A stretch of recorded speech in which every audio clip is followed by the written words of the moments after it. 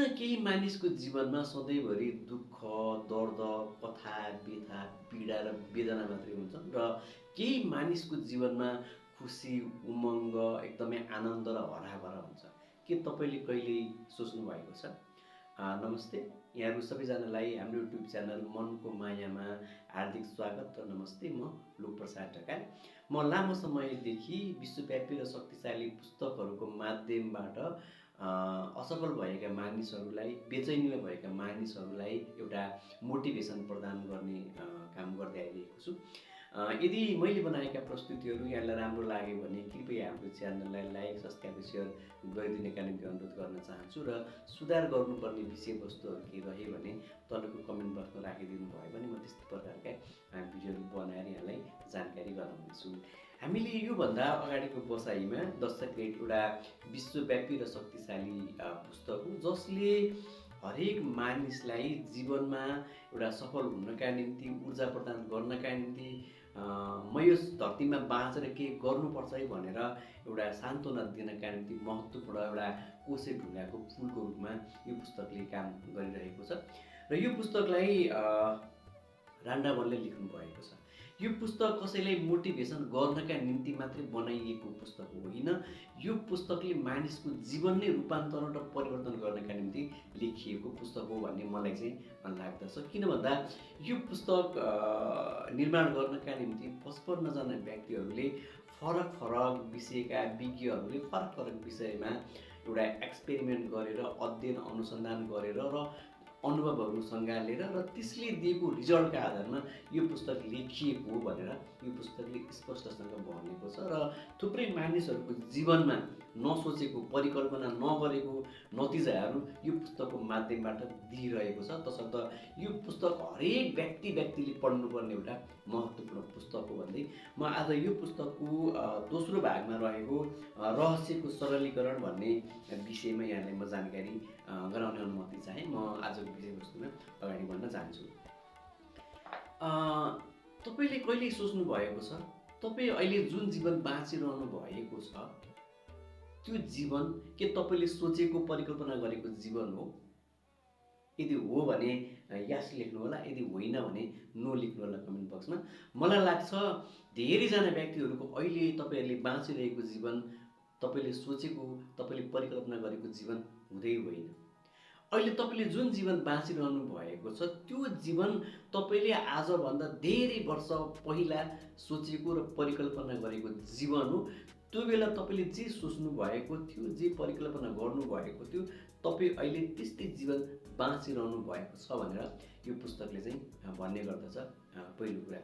दोस्रो कुरा, यो पृथ्वीमा, यो ब्रह्माण्डमा गुरुत्वाकर्षण भन्ने एउटा शक्ति छ। हामीले विज्ञानमा पढ्दै आएका छौँ र त्यो गुरुत्वाकर्षण भन्ने शक्ति विश्वव्यापी छ, सर्वमान्य छ, उच्च छ। त्यसलाई सबैले विश्वव्यापी रूपमा मान्छन्, ग्रहण गर्छन् र एउटा शक्ति छ त्यसमा भनेर हामीले पढेका छौँ। त्यस्तै ल अफ अट्र्याक्सनमा पनि यो आकर्षणको नियम पनि एउटा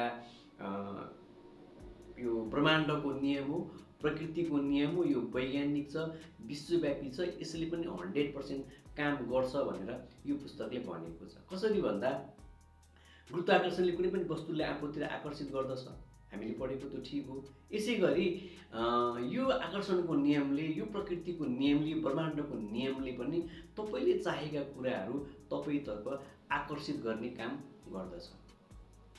दोस्रो कुरा भनेको चाहिँ यसले।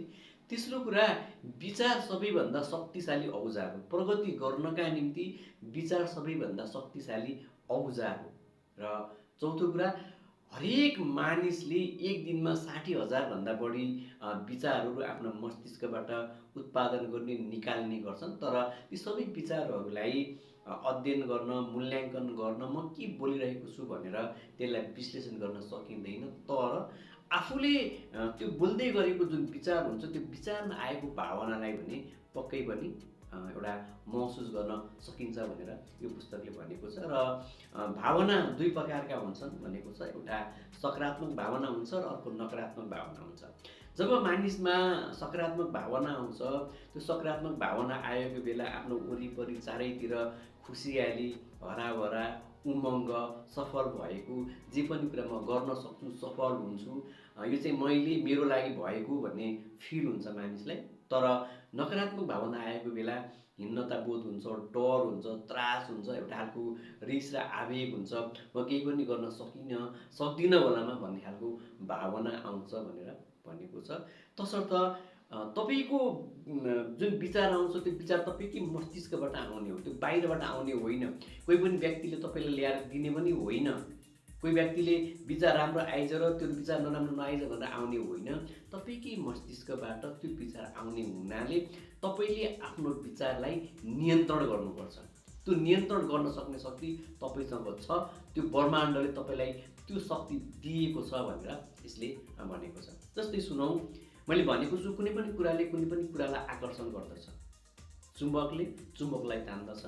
तपाईँले कुनै पनि बेला एउटा सेन्टिमेन्टल भावुक गीत सुनिरहेको बेलामा तपाईँ भावुक हुनुहुन्छ, तपाईँलाई भावुक भावना आउँछ र त्यो गीत सकिने बित्तिकै तपाईँलाई फेरि अर्को त्यस्तै एउटा भावनामा बग्ने गीत सुन्न मन लाग्छ। तपाईँ फेरि भावुक हुँदै भावुकताको गहिराइमा डुब्नुहुन्छ र फेरि पनि अर्को भावुकताको गीत सुन्नुहुन्छ। त्यहाँ केले काम गरेको छ? ल अफ अट्र्याक्सन, आकर्षणको नियमले काम गरेको छ।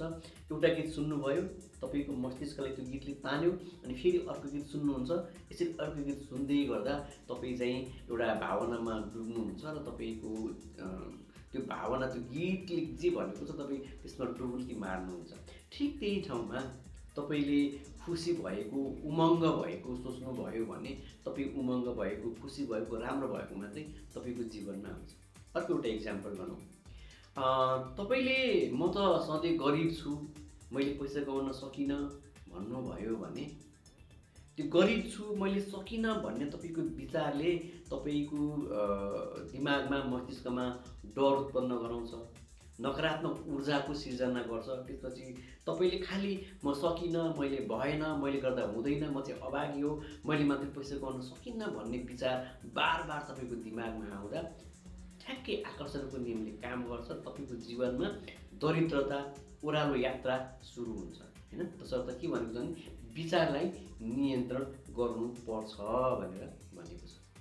र अर्को कुरा, यो ब्रह्माण्डमा धेरै कुराहरू छ, हरेक मानिसलाई चाहिने सबै कुराहरू छ र त्यो सबै कुरा जस्तो सुकै शक्तिशाली भए पनि तपाईँले त्यो कुरालाई आफूतर्फ आकर्षण गर्न सक्नुहुन्छ। तसर्थ त्यसको लागि तपाईँले के गर्नुपर्छ? एउटा सकारात्मक विचारका साथ, सकारात्मक ऊर्जाका साथ, सकारात्मक भावनाका साथ म सक्छु, हुन्छ, मैले गर्नुपर्छ, यो मेरो लागि हो भनेर गर्नुपर्छ अथवा अगाडि बढ्नुपर्छ भनेर यो पुस्तकले भनेको छ। अनि पहिला, सबैभन्दा पहिला मानिसको एउटा मस्तिष्कमा विचार आउँछ र विचारबाटै सबै कुराको सुरुवात हुन्छ। म अहिले तपाईँसँग बोलिरहँदा तपाईँलाई लागेको होला लोकप्रसाद ढकाल मुखले बोलेको छ, मेरो आवाज त मुखबाट निस्किएको छ, तर यो मेरो मुखार बिन्दुबाट आउने जुन आवाज छ त्यो आवाजमा के बोल्ने भन्दा मेरो मस्तिष्कले मलाई निर्देशन गरिरहेको छ। तसर्थ हाम्रो मस्तिष्कबाट विचार आउँछ, त्यही भएर विचार आउँछ र विचारपछि कारण आउँछ कि विचारले कारण लिएर आउँछ र त्यो कारण सकारात्मक हुन्छ कि नकारात्मक हुन्छ भन्ने कुरा तपाईँको मस्तिष्कमा, तपाईँको सोचाइमा भर पर्छ भनेर यसले भनेको छ। तसर्थ जहिले पनि हामीले तीनवटा कुरामा ध्यान दिनुपर्छ। एउटा सकारात्मक सोच र विचार राख्नुपर्छ, भावना सकारात्मक निकाल्नुपर्छ र हरेक दिनमा, हरेक पलमा म चाहिँ गर्न सक्छु है भन्ने एउटा साहस र हौसलाका साथ अगाडि बढ्नुपर्छ। यदि त्यसरी हामी साहस र हौसलाका साथ अगाडि बढियो भने हामीले चाहेको नतिजा मलाई चाहिँदैन भन्दै पनि घुमी तपाईँको ठाउँमा आउँछ।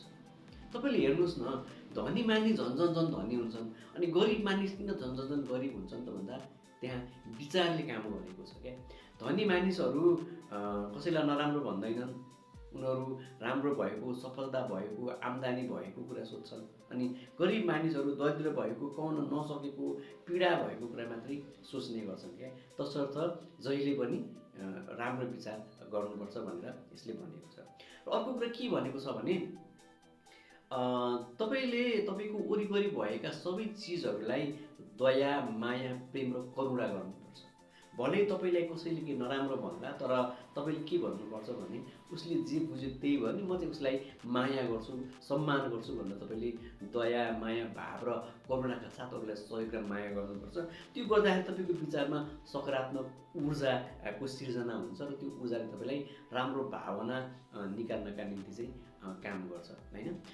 त्यसपछि अर्को कुरा भनेको अब सकारात्मक त हुने, कसरी हुने, सकारात्मक हुन्छु भनेको तर हुन सकिएन भन्ने पीडा हुन्छ नि।